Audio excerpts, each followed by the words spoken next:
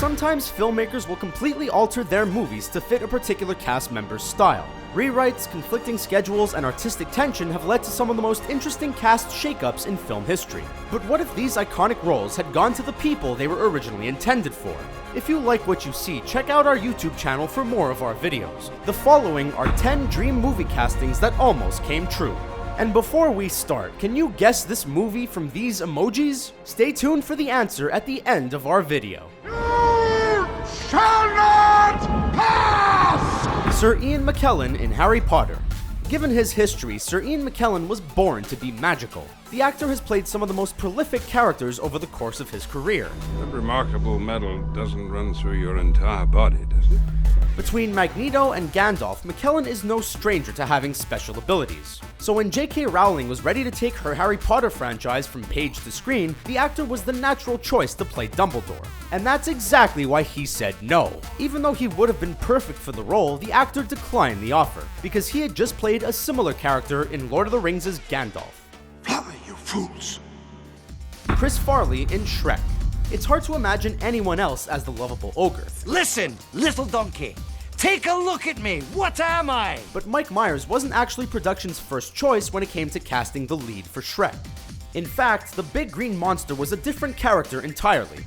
Really? Comedian and fellow SNL alumni Chris Farley was originally tapped to play the titular role. Farley had nearly completed all of his dialogue before passing away in December of 1997. After his death, Myers stepped in and made the franchise what it is today. Still, we can't help but wonder what the character would have looked like with Farley's comedic timing and energetic approach. Arnold Schwarzenegger and Tom Hanks in Super Mario Bros. If you don't already know, King Koopa, aka Bowser, is the callous ruler of a strange and beautiful place called the Mushroom Kingdom. He's a spiky bully, who is constantly kidnapping the princess and making it impossible for a little plumber named Mario to earn an honest living. The ill-fated big-screen adaptation of Nintendo's classic Super Mario Bros. Storyline cast Dennis Hopper to play the big bad fire-breathing Bowser. It also cast Bob Hoskins in the role of Mario, alongside his Luigi, John Leguizamo. Luigi Mario. What, you got a problem with that? It was a flop, and the casting is hardly to blame. But when we found out that Arnold Schwarzenegger was considered for Bowser, and Tom Hanks had actually signed on to play Mario, we couldn't help but think that the alternative product would have been way more epic. We're gonna be doing one thing, and one thing only. Killing Nazis.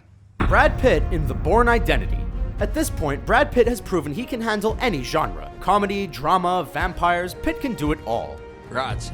And while we loved him in Spy Game, the movie he was originally slated to appear in turned out to be an even bigger deal. We may know the titular character from the Bourne franchise to be played by Matt Damon, but it was Pitt who was being considered for the role first. In what we assume was a very action-packed cost-benefit analysis, the actor elected to join the Tony Scott vehicle instead. Sure, it may have been the more cerebral choice, but that doesn't mean it was the smart one. Michael Jackson in Star Wars Episode 1: The Phantom Menace. When it comes to Star Wars Episode 1: The Phantom Menace, every fan has an opinion. But there seems to be a greater general consensus that Jar Jar Binks is the worst. You know, I find that Jar Jar creature to be a little odd. But friends, wait, consider this. What if the CGI monstrosity was played by the King of Pop instead? That's right folks, Michael Jackson wanted to play the Gungan, except his version of the character differed from George Lucas's.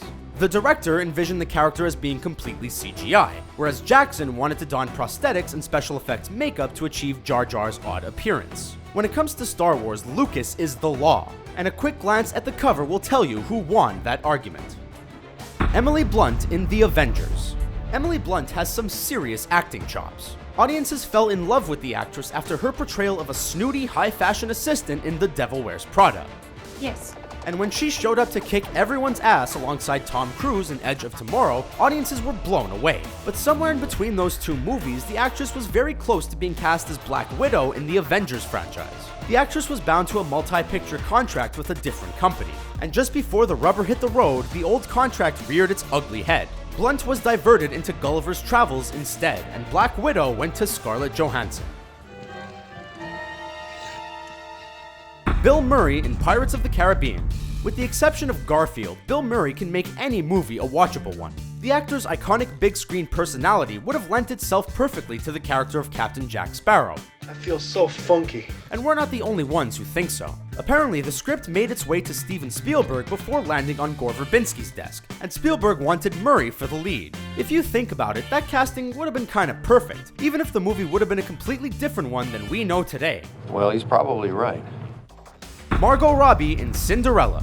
Margot Robbie is Hollywood's it girl right now. Since appearing in 2013's The Wolf of Wall Street, the actress is everywhere. And while diehard fans can name every movie she starred in, unfortunately there's one film they have to leave off. Cinderella! That's right, at one point the blonde bombshell was tapped to play the live-action version of everyone's second favorite Disney princess. Robbie made it through 2 rounds of auditions before losing the glass slipper to Lily James for the 2015 adaptation. The film wasn't as successful as production hoped it would be, and the choice freed Robbie up to shoot her sudsy cameo for The Big Short instead.